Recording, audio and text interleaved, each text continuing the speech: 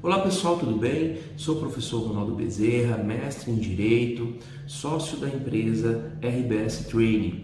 E esse canal que nós criamos é justamente para trabalhar questões voltadas ao direito penal, ao processo penal e à criminologia, que são as áreas das ciências criminais na qual eu me dedico à pesquisa. E hoje o tema que nós vamos abordar está relacionado às medidas de cautela do Estado, entre elas aquela que é a mais grave, que é a segregação do ser humano, que são as prisões cautelares e a prisão para um cumprimento de uma pena. E o artigo 283 do CPP, ele traz a seguinte redação: ninguém poderá ser preso, senão em flagrante delito ou por ordem escrita e fundamentada da autoridade judiciária competente em decorrência de uma prisão cautelar ou em virtude de uma sentença penal condenatória transitada em julgado.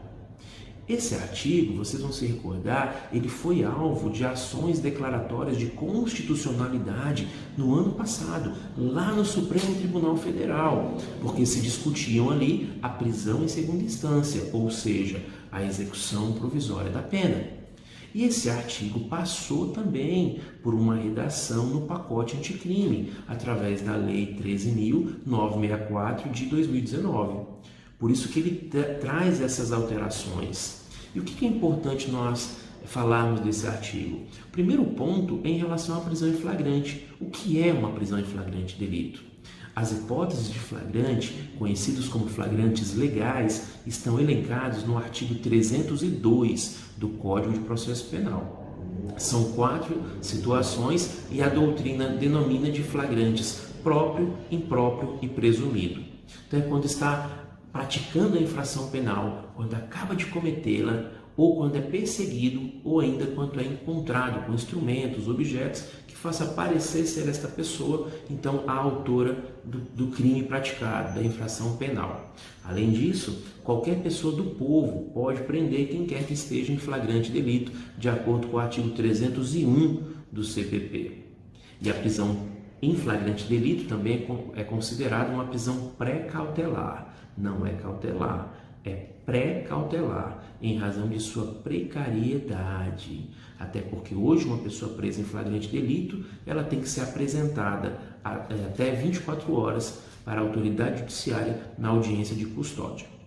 Bom, dito isso, essas prisões também que decorrem de decisões judiciais, o artigo é claro em dizer que ela tem que ser também por ordem escrita e fundamentada da autoridade judiciária competente. O que é isso? Bom, primeiro que o fundamento tem que ser o fundamento jurídico. Nós estamos falando de prisão, que não é a regra geral, é a exceção. Então, os magistrados, as magistradas têm realmente que fundamentar essas questões excepcionais. Além disso, uma decisão judicial que não é fundamentada, ela é passível de nulidade nos termos do artigo 93, inciso 9 da nossa Constituição Federal. E apenas o Poder Judiciário, apenas os juízes, então a autoridade judiciária é que pode decretar prisão preventiva no Brasil. Então, delegado de polícia não pode, membro do Ministério Público também não pode. Eles podem requerer, podem representar, mas não podem decretar.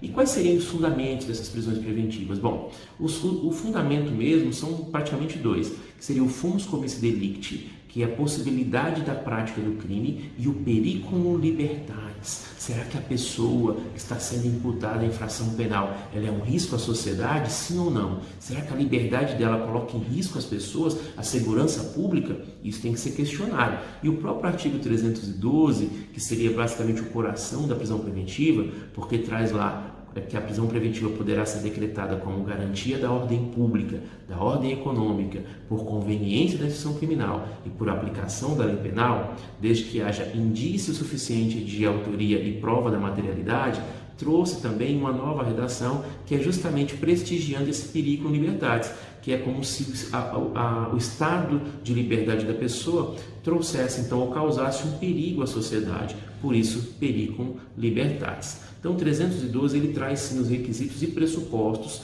da prisão preventiva, que é uma prisão que não tem tempo. A prisão preventiva é uma prisão cautelar. Qual é a outra prisão cautelar? Prisão temporária. essa sim tem um tempo pré-determinado pela lei. E qual é a lei? A Lei 7.960/89.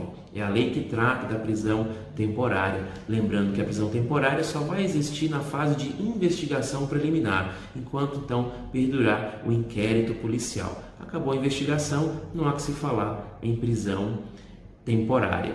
E para finalizar esse primeiro vídeo, a situação da prisão condenatória após a sentença penal condenatória transitada em julgado. Eu vou dar um exemplo de mais ou menos como acontece no Brasil. Se o sujeito ele está respondendo ao processo crime em liberdade, é porque se entendeu que ele não era um risco à sociedade. E de repente ele é condenado a uma pena privativa de liberdade. Ele tem direito a exercer, pelo duplo grau de jurisdição, os seus recursos. Então, se ele estiver recorrendo, ele vai sendo mantido em liberdade, porque até então é um direito dele, pela presunção de inocência, porque ele não era um risco à sociedade. Enquanto ele estiver recorrendo, a princípio ele não será preso. Agora, se porventura esse mesmo sujeito que responde esse processo em liberdade é condenado a uma pena privativa de liberdade, mas não recorre, a sentença penal transita em julgado. Ou seja, não cabe mais recurso para ele.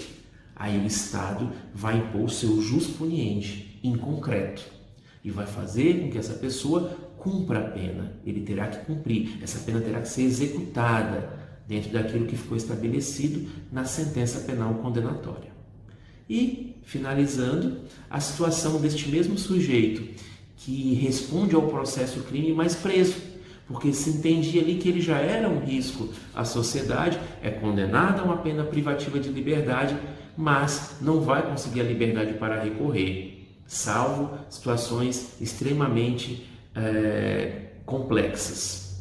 Na realidade, a regra geral no Brasil é se ele responde preso, ele vai ter o direito ao recurso, mas ele vai recorrer segregado. Só vai fazer o desconto do período de prisão dele provisória, da pena, que é a detração penal, que é a competência do juiz que prolatou da sentença, inclusive, fazer isso.